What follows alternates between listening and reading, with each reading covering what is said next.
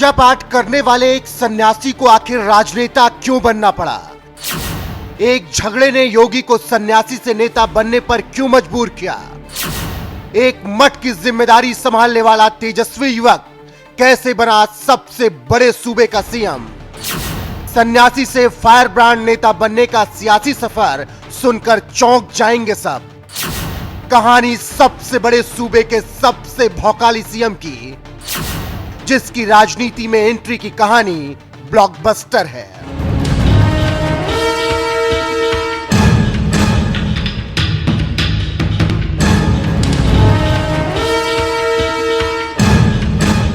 चीते जैसी चाल,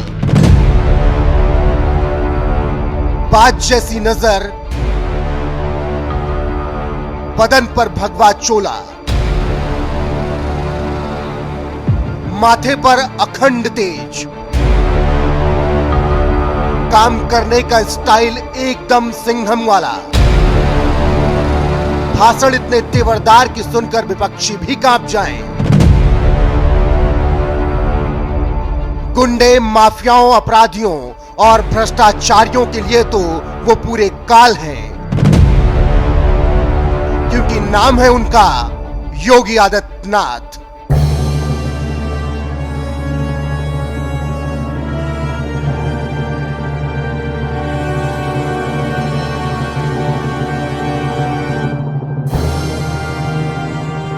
मैं आदित्यनाथ योगी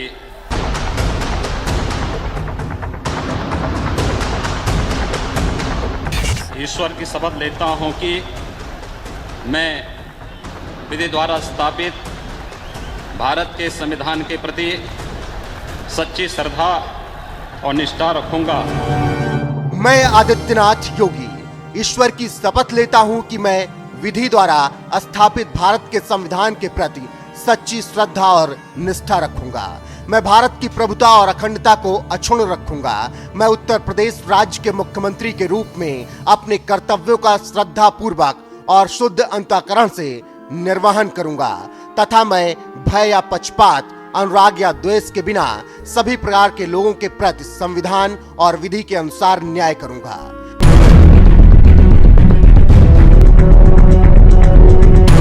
दो 2017 में जब प्रचंड जीत के बाद बीजेपी ने उत्तर प्रदेश में अपना वनवास खत्म करते हुए सत्ता में वापसी की, तो मार्च 19, 2017 को यही शब्द गूंजे थे और सूबे के मुखिया बने थे गोरखनाथ मठ के महंत योगी आदित्यनाथ।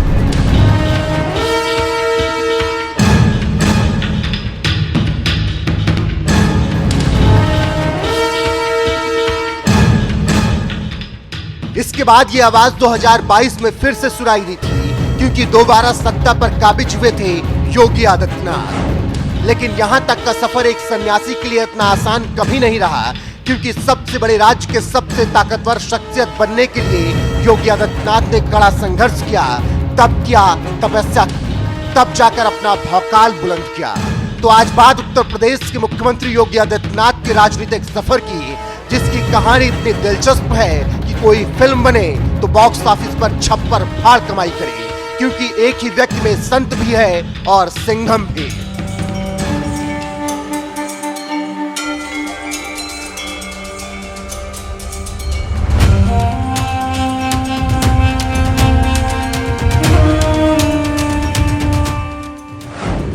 पांच जून 1972 उत्तराखंड के गढ़वाल जिले के यमकेश्वर तहसील के पंचूर गांव के एक गढ़वाली क्षत्रिय परिवार में अजय सिंह बिष्ट का जन्म हुआ। बचपन यहीं बीता, पढ़ाई हुई। उसके बाद वो 1993 में गणित में एमएससी की पढ़ाई के दौरान गुरु गोरखनाथ पर शोध करने के लिए गोरखपुर आए। पढ़ाई तो नहीं हुई, लेकिन यहाँ से उन्हें एक अलग पहचान मिली, क्योंकि वो महंत अवैधनाथ के शरण में चले गए और दीक्षा ली। इसके बाद पूर्ण रूप से 1994 में सन्यासी बन गए। नया नाम मिला योगी आदित्यनाथ और शुरू हुआ आगे का सफर। एक गांव से आए अजय सिंह बिष्ट के योगी आदित्यनाथ बनकर मठ की जिम्मेदारी संभालने और राजनीति में उनकी एंट्री की कहानी बेहद दिलचस्प है।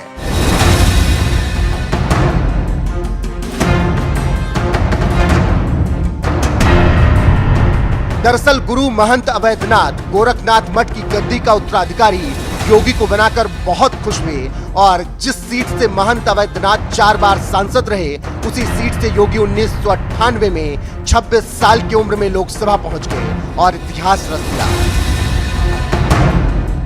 लेकिन राजनीति में योगी की ये एंट्री जितनी आसान लग रही है, उतनी है नहीं।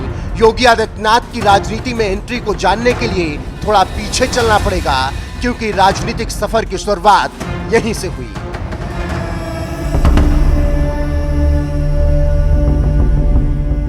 तो ये बात है लगभग 2.5 दशक पुरानी, जब योगी आदित्यनाथ को एक झगड़े ने राजनीति की तरफ खींच लिया। हुआ यूं कि गोरखपुर शहर के मुख्य बाजार गोलघर में गोरखनाथ मंदिर के मार्गदर्शन में चलने वाले इंटर कॉलेज में पढ़ने वाले कुछ छात्र एक दुकान पर कपड़ा खरीदने गए। यहीं किसी बात को लेकर लड़कों और दुकानदारों में विवाद हो गया। इतने में दुकानदार ने रिवॉल्वर निकाल ली, जिस पर हंगामा मच गया। दुकानदार के खिलाफ एक्शन लिए जाने की मांग होने लगी। एफआईआर दर्ज होने में देरी हुई तो 2 दिन बाद दुकानदार के खिलाफ कार्रवाई की मांग को लेकर एक युवा की अगुवाई में छात्रों ने उग्र प्रदर्शन कर दिया और एसएसपी आवास को घेर लिया। मामला बढ़ता कि उससे पहले ही प्रशासन को चीजों को संभालने की हिदायत दे दी गई, लेकिन एक तेजस्वी युवा की अगुवाई में छात्रों की ललकार के सामने सब फीके पड़ गए थे। किसी तरह मामला शांत हुआ था। एक नाम की चर्चा उस वक्त पूरे शहर में सबसे ज्यादा हुई।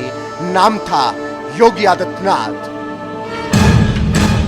जिन्होंने कुछ वक्त पहले ही 15 फरवरी 1994 को नाथ संप्रदाय के सबसे प्रमुख मठ गोरखनाथ मंदिर के उत्तराधिकारी के रूप में अपने गुरु महंत अवैधनाथ से दीक्षा ली थी। ये वही दौर था जब गोरखपुर की राजनीति में 2 बाहुबली नेताओं हरिशंकर तिवारी और वीरेंद्र प्रताप शाही की पकड़ कमजोर हो रही थी। हालांकि योगी के लिए इन 2 कद्दावर नेताओं को चुनौती देना आसान नहीं था, लेकिन योगी ने भी ठान रखा था कि युवाओं के साथ मिलकर इतिहास रचा जाएगा। ऐसे में जब उन्होंने लड़कों के लिए दुकानदार के खिलाफ मोर्चा खोला तो युवाओं को उसी दिन योगी में अपना नेता दिख गया। खासकर गोरखपुर विश्वविद्यालय के सवर्ण छात्र नेताओं को इस एंग्री यंगमैन में हिंदू महासभा के अध्यक्ष रहे महंत दिग्विजयनाथ की छवि दिखी। फिर क्या था, योगी के साथ लोग जुड़ते गए, कारवां बढ़ता गया। यहीं से सन्यासी योगी ने भी सोच लिया कि आगे का सफर राजनीति वाला होगा। बस फिर क्या था, धीरे धीरे पूर्वांचल में योगी का डंका बजने लगा। योगी हिंदुत्व के सबसे बड़े फायर ब्रांड नेता के रूप में स्थापित हो गए, लेकिन इसके साथ ही योगी को अपने मठ की जिम्मेदारी संभालनी थी, साथ ही पावर भी बढ़ानी थी। इसीलिए जब गुरु महंत का आशीर्वाद मिला तो योगी 1998 में गोरखपुर से चुनाव लड़े और इतिहास रचते हुए सीधे दिल्ली पहुंच गए। अब महंत योगी आदित्यनाथ सांसद योगी आदित्यनाथ बन गए थे।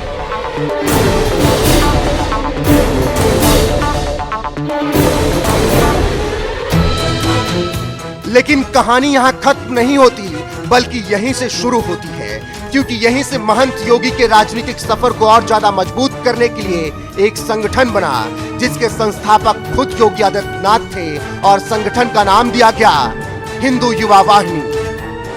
ये वही संगठन रहा जिसने योगी आदित्यनाथ के हिंदुत्व वाले झंडे को बुलंदियों तक पहुंचाया और यहां तक कि यूपी के सीएम पद तक। हिंदू युवा वाहिनी का गठन किया गया तो उसका मुख्य उद्देश्य रहा लव जिहाद पर लगाम लगाना, हिंदुओं का पलायन रोकना, संस्कृति की रक्षा करना, हिंदू विरोधी, राष्ट्र विरोधी और माओवादी विरोधी गतिविधियों को नियंत्रित करना। योगी की अगुवाई में गोरखपुर, देवरिया, महाराजगंज, कुशीनगर, सिद्धार्थनगर से लेकर मऊ, आजमगढ़ तक जिस तरह से हिंदू युवा वाहिनी ने काम किया, उसका असर ये हुआ कि योगी आदित्यनाथ हिंदुत्व के सबसे बड़े ब्रांड एम्बेसडर बन गए। हिंदू युवा वाहिनी के कामों से गोरखपुर में योगी की जीत का अंतर बढ़ने लगा और साल 2014 आते आते वो 3 लाख से ज्यादा वोटों से विजयी होने लगे। वहीं जब 2014 में केंद्र में बीजेपी की सरकार आई और प्रधानमंत्री नरेंद्र मोदी बने, तब उसके बाद से ही आवाज उठने लगी कि 2017 में बीजेपी उत्तर प्रदेश में जीत कर आए तो योगी आदित्यनाथ को मुख्यमंत्री बनाया जाए, ताकि सुप्रीम कोर्ट के आदेश के बाद अयोध्या में भव्य राम मंदिर बन सके, जिसके लिए मार्च 2016 में गोरखनाथ मंदिर में हुई भारतीय संत सभा की चिंतन बैठक में आरएसएस के बड़े नेताओं की मौजूदगी में योगी आदित्यनाथ को मुख्यमंत्री बनाने का संकल्प लिया गया और फिर जो हुआ वो इतिहास है। क्योंकि 2017 में बीजेपी प्रचंड बहुमत के साथ उत्तर प्रदेश में लंबे वक्त के बाद वापस आई, योगी आदित्यनाथ को बड़ी मशक्कत के बाद सीएम बनाया गया। 2019 में सुप्रीम कोर्ट का आदेश आया कि अयोध्या में राम मंदिर उसी जगह पर बनेगा।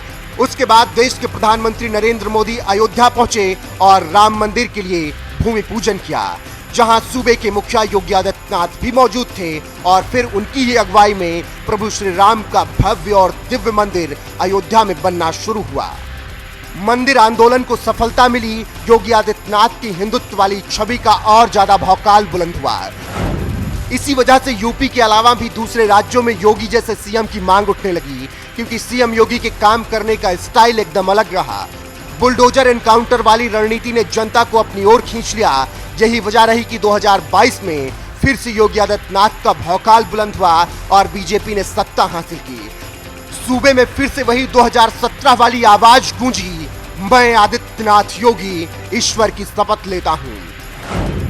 इसके बाद तो यूपी में गुंडे, माफियाओं और अपराधियों का काल दोबारा लौट आया। कई बाहुबलियों और माफियाओं को मिट्टी में मिला दिया गया, जो कि बताता है एक ही व्यक्ति में संत भी है और सिंघम भी।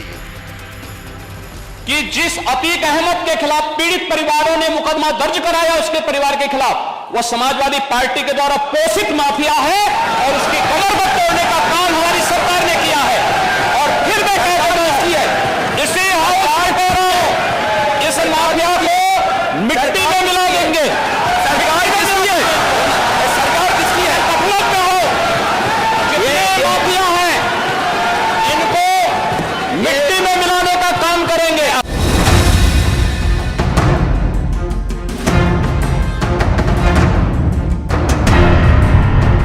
ये छवि, ये भौकाली अंदाज, ये एक मठ से 5 कालिदास तक पहुंचने का सफर, सब एकदम फायर ब्रांड रहा और इसीलिए योगी आदित्यनाथ का रुतबा कायम है। हालांकि आज भी कहा जाता है कि अगर उस दिन गोरखपुर में महंत योगी आदित्यनाथ उन छात्रों की आवाज बनकर दुकानदार के खिलाफ आवाज ना उठाते और धरना ना करते, तो शायद वो गोरखनाथ मंदिर मठ के महंत रहते, ना कि उत्तर प्रदेश के मुखिया। फिलहाल अब उनके ऊपर जनता का विश्वास लगातार बढ़ता जा रहा है। 2024 में एक बड़ी परीक्षा उन्हें पास करनी है। बाकी जनता कह रही है कि उनका अगला पड़ाव दिल्ली होगा।